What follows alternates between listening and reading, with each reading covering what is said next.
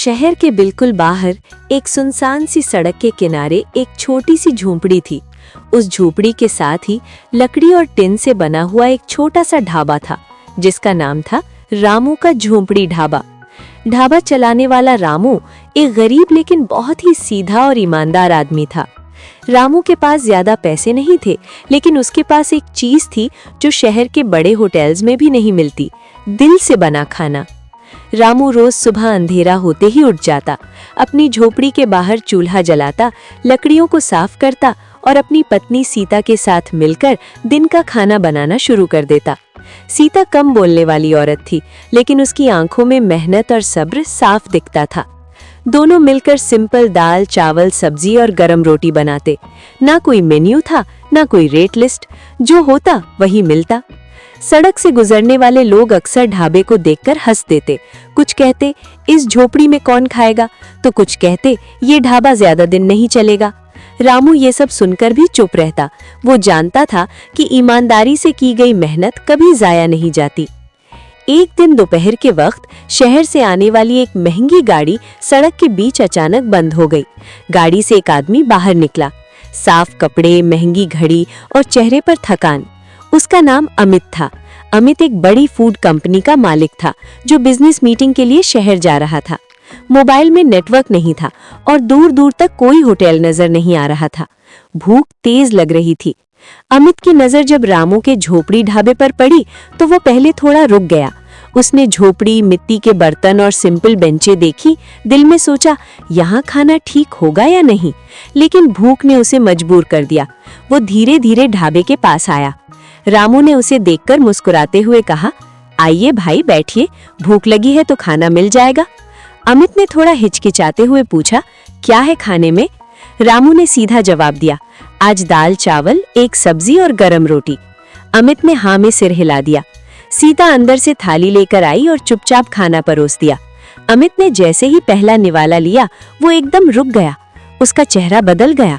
उसने दोबारा खाना खाया और फिर धीरे से आंखें बंद कर लीं।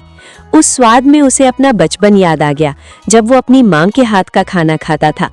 आंखों से आंसू निकल आए। रामू घबरा गया और बोला, भाई खाना ठीक नहीं लगा क्या? अमित ने आंखें खोलकर कहा, नहीं भाई, ये खाना जिंदगी का सबसे अच्छा खाना है जो मैंने खाया है। सीता भी हैरान रह गई। अमित ने खाना खत्म किया और चुपचाप कुछ देर तक वहीं बैठा रहा। अमित ने फिर पूछा, तुम रोज यही खाना बनाते हो? रामू ने कहा, हाँ भाई, जो होता है वही। हम लोग मिलावट नहीं करते, कमाए कम पर ईमानदारी से। अमित ने बिल पूछा तो रामू ने कहा, जो आपका दिल करे दे दीजिए। अमित ने ज्यादा पैसे देने चाहे, लेकिन रामू ने मना कर दिया और सिर्फ उतना ही लिया जितना आम लोग देते थे। अमित उस दिन बिना कुछ कहे वहां से चला गया, लेकिन उसका दिल वहीं छूट गया। शहर पहुंचकर भी वो रामू के खाने और उसकी बातों को भूल नहीं पाया। कुछ दिन बाद अमित दोबारा उसी सड़क पर आया, इस बार जानबूझकर। इस बार अमित ने रामू से खुल के बात की। उसने बताया कि वो एक बड़ी फूड कंपनी का मालिक है और चाहता है कि रामू उसके साथ काम करे, शहर में बड़ा रेस्टोरेंट खोले। रामू ने ध्यान से सब सुना और फिर शांत आवाज में बोला, साहब, मैं आपकी इज्जत करता हूँ, लेकिन मुझे यहीं रहकर खाना बनाना पसंद है। अगर मैं भी पैसों के पीछे भागने लगा तो शायद खाने का वो स्वाद खत्म हो जाएगा जो दिल से आता है। अमित पहली बार चुप हो गया। उसने कभी किसी गरीब को इतना अमीर सोच के साथ नहीं देखा था। वो बिना ज्यादा बोले वापस चला गया, लेकिन इस बार उसके दिल में रामू के लिए इज्जत और बढ़ गई। कुछ ही दिनों में आसपास के लोगों को पता चल गया कि रामू के ढाबे का खाना अलग है। ट्रक ड्राइवर्स, मजदूर, गांव के लोग सब आने लगे। ढाबा धीरे धीरे मशहूर होने लगा, लेकिन रामू ने अपनी झोपड़ी, अपना चूल्हा और अपनी सादगी कभी नहीं बदली। एक दिन सरकारी अफसर ढाबे पर आए। सड़क के डेवलपमेंट के लिए कुछ झोपड़ियों को हटाया जाना था। सीता घबरा गई, लेकिन रामू शांत रहा। अमित को जब ये बात पता चली तो वो तुरंत वहां आया। उसने लीगल तरीके से रामू की मदद की ताकि ढाबा सेफ रहे। अमित ने रामू से कहा, तुमने मुझे सिखाया है कि खाना सिर्फ बिजनेस नहीं, एक जिम्मेदारी है। उस दिन अमित ने फैसला किया कि अपनी कंपनी में मिलावट बंद करेगा और ईमानदारी से काम करेगा।